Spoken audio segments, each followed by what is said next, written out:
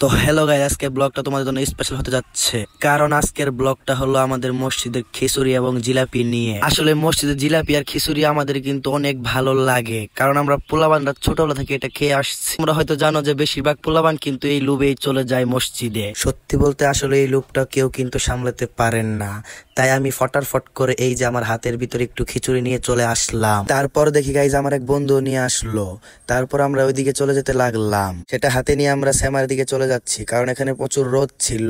আর guys তোমরা দেখতেই পাচ্ছ, একজন আমাকে গোশত খাওয়ার জন্য দাওয়াত করেছিল, কিন্তু না, আমি সেটা খাইনি। তো এই যে আমাদের জিহান ভাই, সে কিন্তু অনেক খিচুড়ি খেতে পারে, সে বলতেছে আমাকে আরো বেশি করে দাও। গাইস তোমরা দেখতেই পাচ্ছ তার শরীরের অবস্থা, সে কিন্তু খিচুড়ি খেয়ে এরকম হয়ে গেছে।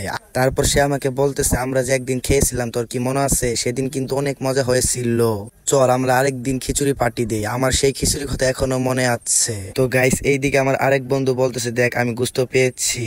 তো এই যে ছোট ছেলেটা আমার ভাতিজা, সে বলতেছে আমি এই দেখো খাচ্ছি কিভাবে। তো গাইস মনেই ছিল না যে মসজিদে দিতেছে জিলাপি, কারণ আমরা বাইরে ছিলাম, তাই ফটাফট চলে গেলাম মসজিদে। মসজিদে যাওয়ার পর দেখি অনেক মানুষ হাই রে হাই ভাই মিষ্টি নেওয়ার জন্য পারাপারি করতেছে। তো আমি ওইদিকে চলে গেলাম আমার বন্ধুর পিছন পিছন। সে আমাকে বলতেছে এখানে বসে পড়, তাই আমি এখানে বসে পড়লাম। এইদিকে আমার আরেক বন্ধু বলতেছে, দেখ আমার খিচুড়ি হাতে। তো আমি খিচুড়ি ক্যামেরাটা ঘুরালাম। তো তারপর আমার মনে ছিল না সেখানে যে জিলাপি দিতেছে, তো আমি ক্যামেরাটা সেই দিকে ঘুরিয়ে নিলাম। তো গাইস তোমরা দেখতে পাচ্ছ যে জিলাপির জন্য অনেক মানুষ ভিড় করে আছে।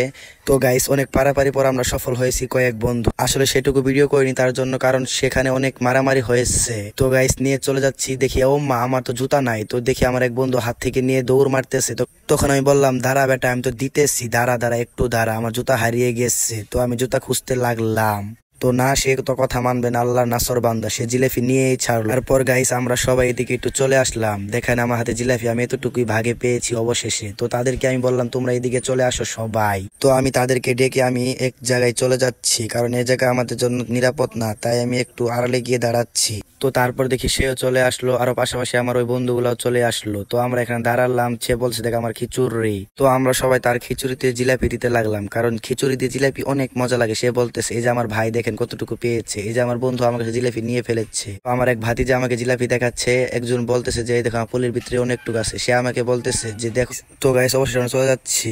তো গাইস আরেকটা মজার বিষয় হলো, দেখেন আমি খেতে খেতে দুটো ডিম পেয়ে গেছি, মানে আন্ডা মুরগির। আসলে এই দুটো আমি আগের চোখে দেখিনি, কিন্তু আমার হঠাৎ চোখে পড়ে গেছে। এই যে দেখতে পাচ্ছেন দুটো মুরগির আন্ডা। তো গাইস এখন আমি আর কি করবো, তাই নিয়ে চলে যাচ্ছি জিলাপিটা কামড় দিয়ে এখন চলে যাবো আমরা সবাই। আসলে অনেক মজা ছিল।